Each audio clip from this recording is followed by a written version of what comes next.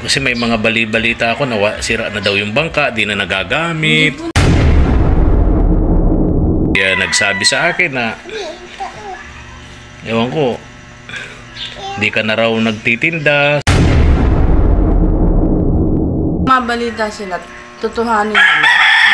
Kasi nakakasira po sila sa tao, lalo na po kami may nagtutulong sa amin. Ano sasabihin na nagtutulong sa amin?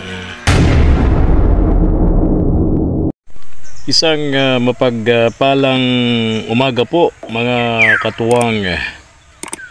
Isang linggo, more than 1 week hindi ako nagkakamali, matapos na itong pamilyang ito ay magsimula doon sa kanilang hiniling na munting hanap buhay, kung saan po yung katuwang and kagapay natin abroad ay nagbigay po ng 10,000 para doon sa kanilang pangarap, para sa kanilang hanap buhay.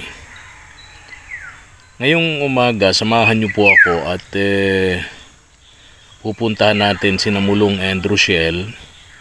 Update namin kayo. Kumustahin po natin yung kanilang hanap buhay na ipinagkaloob po sila ng isa sa ating napakabait na katuwang at kagapay abroad, si Ma'am Nancy. Migalab shout out sa ating mga katuwang at kagapay abroad na walang sawang tumutulong sa mga kapuspalad nating pamilya, sa mga kapuspalad nating kababayan dito po sa atin sa Pilipinas, tulad po nito ni Ma'am Nancy. Ayan. And ngayong umaga, tingnan natin kung ano na pong nangyari doon sa kanilang pinasimulang hanap buhay, mga katuwang. Alam nyo po, nakakatuwa kasi itong si Mulong and Rochelle, especially si Mulong, napakabait, madiskarte rin naman, pero sabi ko nga, yung nangyayari kay Mulong ay bagamat napakasipag, maraming pamamaraan para siya makapag hanap buhay, pero hindi sapat. Kaya nung makilala po natin ito, sobrang naghihirap ang pamilyang ito. Buti na lamang po at sa tulong ng ating mga katuwang, na ipaayos po natin yung bahay nila. Pero sa ngayon yung bahay nila, iniwan na po nila yung kasi pinaalis po sila doon ng lokal na pamahalaan dahil po i-develop yun na isang government project yata yung lugar. Then meron silang relocation site, dito po sila nakatira, mga katuwang, yung mga pamilya na apektuhan nung pagdidemolis ng mga bahay nila doon, mga katuwang. Kasama nga po itong pamilya ni Mulong and Rochelle. So ngayong umaga, samahan niyo po ako, mga katuwang, mag-isa lang tayo ngayon. And pupuntahan natin, i-update natin, kumustahin natin yung mag-asawang Mulong and Rochelle. Tara. Ay mga katuwang, na Rochelle at Mulong. Tara, puntahan na natin. Ito yung biling padyak ni Ma'am Nancy para matulungan sila dito sa hanap buhay. Gagamitin nila itong panghanap buhay. Pero nandito ito. Ay, tulog. Tulog yata ito si Rochelle. Anong oras na ba? Anong oras na ba? Oh, -10 para alas 12. Oh. Hello. Oh, bless. Oh, bless Alvin. Bless. Oh, very good. Oh, tinapay. Dali, tinapay sa inyo yan, ha. Dali. Laki ng tsinelas nito, Rochelle. Oh, bigyan mo sila ng tinapay, Alvin, ha. Uy, tulog yung bunso. Kumusta kayo, Rochelle? Alas 12 na, kagagising mo pa lang. Hindi po na. Ha? Papadidip na. Nakatulog ka. Ano yan? O, tinapay. Bigyan mo silang tinapay. Bigyan mo ang mama mo. At kagigising pa lang ng mama mo. Gutom ito. Natulog po si Bibi kagabi anong oras na. Hindi ka lalaro. Okay na yung bahay nyo, ano? Okay na. Hindi na masyadong mainit kasi nilagyan ito, ano? Hindi man ko kasi tapos na yung Tapos yung kusina nyo, yung dirty kitchen doon, ayos na. Kasi mo na lang sabi. Nilagay pa nito din ng ganito para 2 kwarto, ano? Ayos na. Kaso po, Asan si Mulong? ay matingin daw po siya kung makakabagage ngayon. Ha? Matingin daw po siya kung makakabagage daw. Magbabagage ng palay sa mga Nag-harvester po. nagha-harvest ngayon ng palay, ano? Yung mga magsasaka natin tawag doon, nag-aani. Kasama daw po siya na malakas pa naman po ang dagat. Ha? Malakas-lakas pa po ang dagat. Uy, tuwan-tuwa siya. Tulog na tulog yung bunso mo, Rochelle, oh. Kaya nga po ay mahatid naman ako dito. Sarap na masarap yung tulog ng pangalan ni bunso mo. Si Rose po. Ha? Si Rose. Rose. Kasi hindi ko po pinapahiga doon sa... Tuwa naman ako, hindi ka na mamaya to. Hindi halatang naghihirap. Na, healthy Rochelle. Mamaya nga po ay masundo. Mahatid ako nito. Ha? May pasok siya may Sino ito? Opo. Dito lang, malapit lang naman ang school eh. Doon po siya ano yun. Kaya nga, dinadaanan ko doon. Malapit Sa lang dati naman. po. Ha? Sa dati. Hindi pa na-transfer dito. Ayaw po Dapat niya. ma-transfer dito at mas malapit dito. Pag doon sa dating yun, napakalayo noon. Takot po siya. Perapan nyo ang sarili nyo pag nandun kayo. Ayaw din po ni Madam may pa-transfer at para daw po Oo, hindi. Mali ka mo yun, ma'am. Ba't ka baga? Layo-layo noon para mag-stay kami rito. May service man na ba po? Ha? May service man na ba po? Oo. Mahatid siya daw po na siya ng bike. Masarap. Ha? At sarap. Nakita ko kanina. Kinalabit ako sa likod. Sabay kinuha yung kamay ko nito ni Alvin. Mabuti hindi na hinahanap si Ganda. Hinahanap pa rin po. Ay, hinahanap pa rin. Pag po dito si Kuya Chimay. Oo. Asan anda? Hinahanap niya si Ganda, si Madam Reyna. O, kumusta ang ano? Hindi nga po ako nakapalingki o. Napagod. Ha? Kahapon po. Paano ka makakapamaling kay alas 12 ka gumising eh? Bihira naman.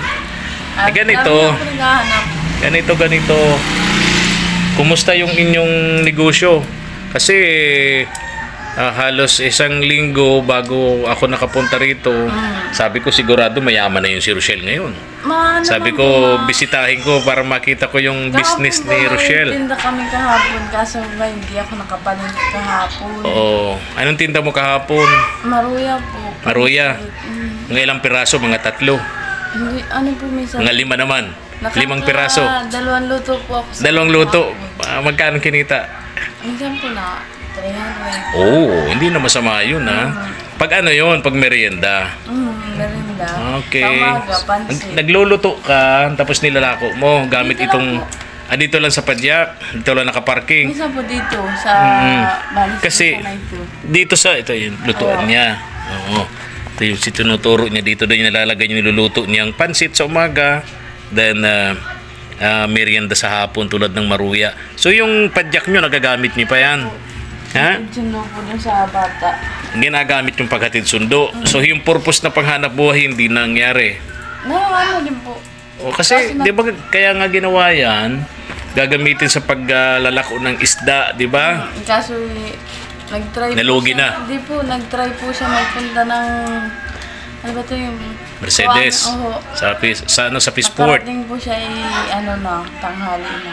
Ay, ganun talaga. Pag alam mong tanghali ka na makakarating sa... Pinamaga po siya na alis alas 3. Oo, talaga. Kaso po Tama yung alis niya. Kasi yun talaga yung alisan ng mga isda. pupunta ng Pandawan ng Fishport, mga naglalako ng isda alas 3 ng madaling araw Minsan nakarating ako dyan sinamahan ko yung isang tinutulungan namin. Kaso nga po yung medyo mabagal lang yung takbo ng bike. Normal yun. Siya sa... Padyak yan Matakot, pagtaka kung 120 atakbo niyan. Ha? Kaya sabi niya tapos nagano po siya ngayon, nag-control muna siya. Wala nang puhunan. Meron man po na dyan nakatabi. Tapos yung iba man pong binigay sa amin ni Kuya G, ginawa po namin pang hanap buhay na. Anong hanap buhay? Nilak po siya ng lambat. Yung iba So yung bangka, itatanong ko sana sa iyo yung Rochelle kukumustahin ko sana yung bangka. Ay nagamit po niya kahapon. So wala namang problema dun sa bangka. May ayusin lang po na kaunti. May lambat. So nagagamit na. Wala po siya. Oy, ganito, bakit kung nagagamit na yung bangka, may lambat na kanyo, bakit magbabagage siya? Ay, malakas po ang dagat. Ha? Malakas po ang dagat. May samabaga po tayo ng panahon. Kaya sabi ko sa kanya. wag So, mo maglakad. hindi mo pinayagan mangisda. Kaya sabi ko po sa kanya, huwag ka na muna maglakayan. May sama daw tayo ng panahon.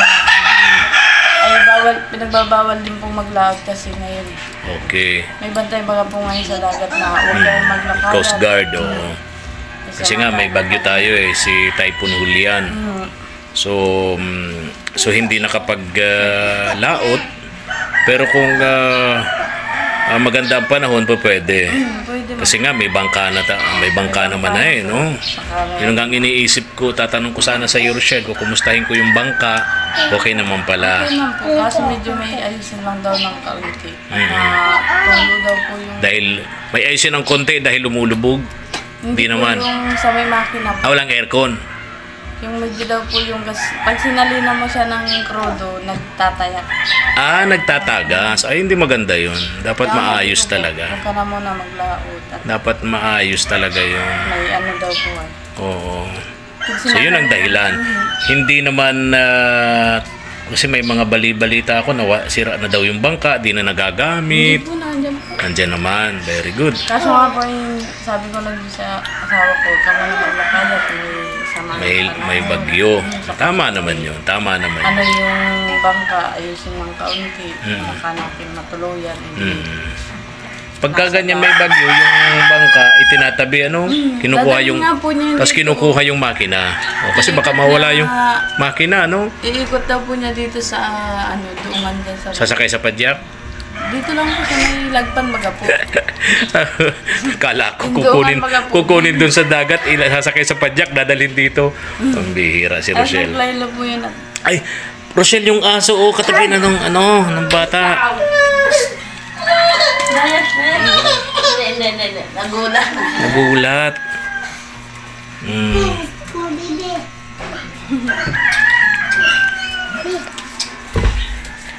Ilang buwan na yan, Rochelle? Isang taon na po ito.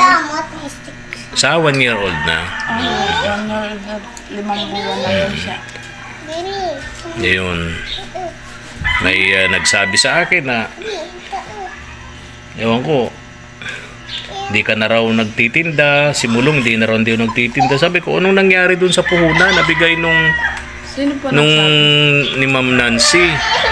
So, hindi naman pala totoo yun. Di ma'am po na. Ngayon lang po ako hindi nagtinda. Pagod man diba po. Ay maliit. So, ngayong umaga, hindi ka nagluto ng almusal. At hindi nga po ako nakapalingki. Okay.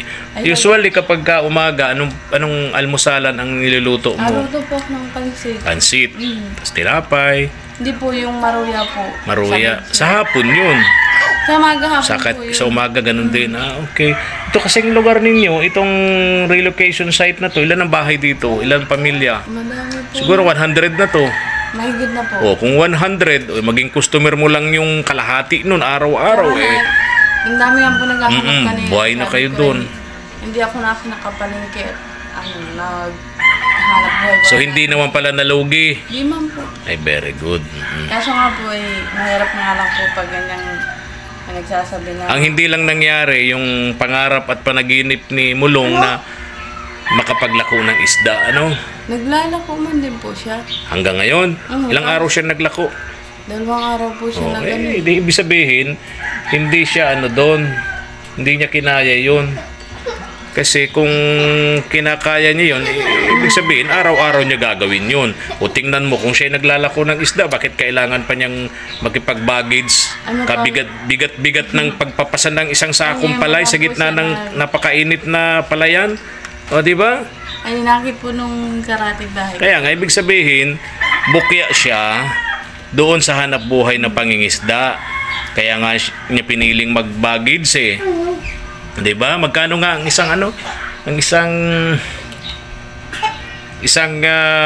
sako ng palay? Hindi po pare-rehas. Magkano halimbawa? Minsan po, 80, minsan 50. Di po pare-rehas. Hindi pare, depende sa layo syempre. Pero kung sobrang layo, Pero minsan lang po malapit mo yung pag napapag. sobrang layo naman 80 pesos. Grabing yun. layo ng papasanin mo nun. Para kumita ka ng malaki-laki, balikan. Diba? Sa gitna ng palay na pagkainit-init. Ganun ang sakripisyo din naman ng asawa mo, no? Ay, ayaw naman po nung nabakante. Eh, sabi niya, Kaya nga. pahinga muna ako pag ano. Kaya nga, alam mo, may kasabihan tayo sa English eh. Opportunity plus ability equals money. Alam mo yun? Ha? Ability plus opportunity equals money. Sabi niyan eh, pag pinagsama mo daw yung oportunidad at abilidad, kwarta. Pero ang nangyayari kay Mulong, meron nga siyang abilidad. Yung opportunity naman sana, may mga dumarating tulad nito. Yung mga katuwang at kagapay natin abroad, may mga tulong para sa inyo. So, siguro, diskarte na lang din, Rochelle, no? Opo. O, sana magtuloy-tuloy tulad ng ginagawa mo. Ngayong kalangka mo, hindi nakapagluto ng... Kumikita ka ng 300 pesos, plus si Mulong naman kumita ng 300 pesos din, o di 600 pesos na yun. O, diba? Di naman kayo nag-aarkila ng bahay. Ilaw tubig lang. O, wala nga kayong tubig, diba? Wala pa. O kaya ilaw ano lang, babayaran nyo, kuryente lang. O kaya yung pagkain nyo, siguradong di kayo magugutom. Hindi man po. O kaya, baga, yung mga tumutulong sa atin, Rochelle, tawag diyan, halagaan nyo. And pahalagahan nyo. Kasi bibihira yung ganyang bagay. Hindi naman yung lifetime, hindi yung panghabang buhay. Diba? Yung mga tulong na ganyan, tulad ng binigay sa inyo ni na Ma'am Nancy, na napakabait nating katuwang at kagapay abroad, pahalagahan nyo. And para makabawi tayo sa mga tulad nila, siguro naman marunong kayong magdasal. O bago matulog. Gabi-gabi po yan. Yan, very good. Turuan mo rin mga anak mo. Maalam po yan, lalo na po pag kami napunta kay Pastor, nasabi po yan. Maraming salamat po ano sa mga blessing. Oh, tama, tama. Kaya po yan, maliliit na lang yan, maalam na po yan. Tama yun, tama yun. Minsan nga po nasabi, Mama, simba tayo. Kasi dito na lang natin tayo kay Pastor. Tama yun.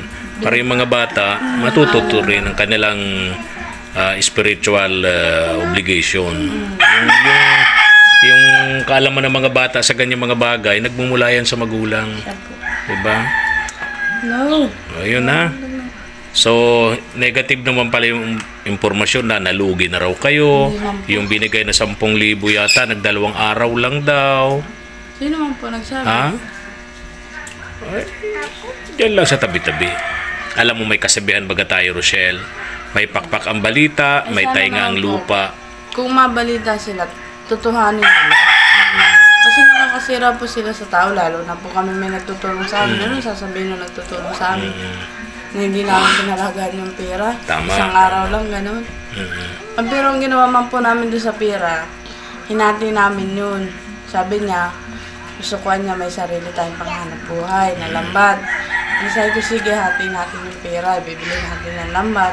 Para kung sakali, edi may panlako tayong isda, may nag-iin kami yung pera natin na binili natin sa pangke. So, ibig mong sabihin, yung pera, hinati ninyo, yung kalahati, pinagawa ng lambat, tapos yung kalahati, yan yung ginagamit ninyo sa pagtinda-tinda. Okay, very good. So, at least, hindi na wala, hindi na sayang. Kaya nga po sabi sa kanya, kung gusto mo natin may panlakaya ka, may panghanap ka, hahapiin natin yung pera, yung 5,000 ibibili natin ng pangke. Lahat ng kumpleto sa book niya para natin may panghanap buhay ka.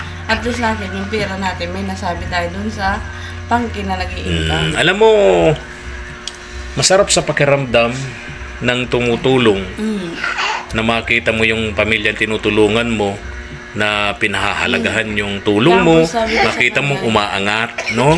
Yung pera natin, para natin may remembrance tayo sa 10,000. Yung 5,000 ibibili natin. Okay, so ang nangyayari, pag maganda ang panahon, simulong nang nangingisda sa dagat, yun lambat, nag-i-income po yun. Ikaw naman, nagluluto-luto dito. Okay. Kaya nga po, ang hirap lang nga po sa mga maritisay. Nagagawa sila ng kwento na hindi naman tama sa sinisiraan nila. Eh kaso nga po, ngayon lang nga po ako hindi nakaluto at medyo mapagod na diba po. Yung luto sa umaga, alas 4 minsan po ako nagising ng madaling araw para makapagluto dito ng almasalan ng mga tao. Ay ngayon lang nga po hindi ako makaluto at hindi nakapalingki. At si Aguman po isa, papagod daw siya. Ay kaya yung kasalang nahin tayo mapalingki. Kaya yung mga pang kahirapan sa mga chismisay. Hindi po nila alam yung pira na nakuha namin ng 10,000, nilagay natin sa tama. Very good yun, no? At least, tutuwa kami at matutuwa rin syempre yung mga tumutulong sa inyo, especially si Ma'am Nancy, Siya po. na yung pera pala maayos naman. Maayos na pinagawa po din namin sa tama. Para kung sakali natin, hindi ako magtinda, hindi yung pangkin namin pagtiganda din. Meron income. At least dalawa kayong kumikita. Okay. Sabi mo nga 300 sa'yo, tapos ipalagay na natin 300 din kay Mulong, so may 600 kayo araw-araw. Siya po. O, hindi na masama yun, ha? Yun nga pong Hindi na kayo minsan nga po, magugutom. parang hinaluto yung baon ng anak ko. Almusalan, may dala siyang pansit. Yung maruya na lang daw pong baon niya. So Isa yung mabili ka pa yung ni padyak Mama. diyan nagagamit ninyo pagka namamalengke ka, 'di ba? Pag susundo po kay Susunduin Tuto. mo itong anak mo sa school. Okay. So simulong naman kung wala sa dagat, Oh, nasa idlon po siya sa... ang hanap buhay niya pagbabagid sa Danawan. Okay. So yun lang. At least happy ako, masaya ako na hindi totoo yung nakarating sa amin Yun lang na po eh. na nawala na yung puhunan, 2 araw lang daw. Di man po nila inisip na nilagay din namin sa tama. Sana Okay. bago sila nagmarites, tinanong muna nila. Tama yun. Kasi nahin kami, hindi kami wawaldas ng ganong kalaking pera na hindi namin nilalagay Tsaka sa tama. magtatampo yung Yun na nga po. grasya sa inyo, magtatampo yung mga tumutulong sa inyo, especially si Ma'am Nancy. Kaya nga po, Malulungkot sabi yun sa pag kanila, nalaman niya na ang nangyayari pala 2 araw nyo lang ginastos, ubos na, di ba? Ay sabi nga po nung isa mahalap ka talaga niya magpapalakan ng pera. Kasi niya, makin mo, pangkapital natin sa tinda. Ginawa mo niya, ano mo sa panghanap buhay natin. At alam mo, Pareho kayong may kinikita. Okay? eh, yaman din po namin na nakabakante. Tama yun. May nga po dun sa bike, malaking tulong kahit para paano, nakakasundo ko sa anak. Very, very good yun, no? Okay. Alis na rin ako, ha, Rochelle? po. Binisita ko lang kayo dito. Di na ako nagdala na kung ano-ano. Alam ko mayaman ka na ngayon, ha? Ay, di na lang po sa ganun. Ha? Pero pray ko rin siyempre na pagdating ng panahon, maging maayos na yung pamumuhay ninyo. Sa ngayon, nakakatuwa ang kalagayan nyo, hindi na tulad nung dati. Diba? Kaya yung mga dumarating sa inyong biyaya, pagpapala ng Diyos, huwag kayo makakalimot, dasal ng pasasalamat. Gusto nga po nung isa nung makuha namin yung 10,000, ibibili na lang daw po namin ng kung ba punta rin tindahan dito, may asukal, may bigas. Eh, sabi ko, titingnan natin kung paano ang gagawin natin. Okay. Eh, kasi naisip ko yung pangkimanahin na bibila natin. Mas maganda yun, para pareho kayong may kita. Diba? Kasi Kasi yung lang- tindahan, Hindi obligadong naman magpautang ka ako- sa kapitbahay. Pag hindi ka nagpautang, masama kang kapitbahay. O, di ba? Sabi ko sa kanya, Mabuti na lang kung nagbabayad. Karamihan dyan, hindi. O, di ba? Nakakahiya na pating maningil ngayon ng pautang. Ay, sabi nga po. Awayin ka, baka mataga ka pa nung nangutang. Hindi ka niya makapag-intay. Oo, mahirap yun. Huwag mo nang isipin yung tindahan dito sa harap ninyo kasi baka mamaya mataga ka pa ng kapitbahay. Ano? Ay, hindi naman po O, kasi mahirap mga ngayong maningil. Patatapang na ang mga nangungutang, ha? Ayun, patakaraman po dyan. Kung hindi ka mahal magbayad, huwag ka mangutang. Oy, tama. Pero walang nangyayaring ganyan ngayon. Hindi man po ito nga pong kapitbahay namin. Na Very good yung magkapitbahay mo dito. Very, very good, Rochelle. Ano? At, okay na sila dito, mga katuwang.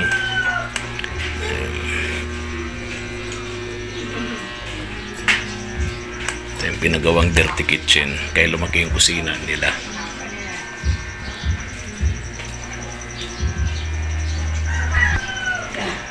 Alis na rin ako, Rochelle.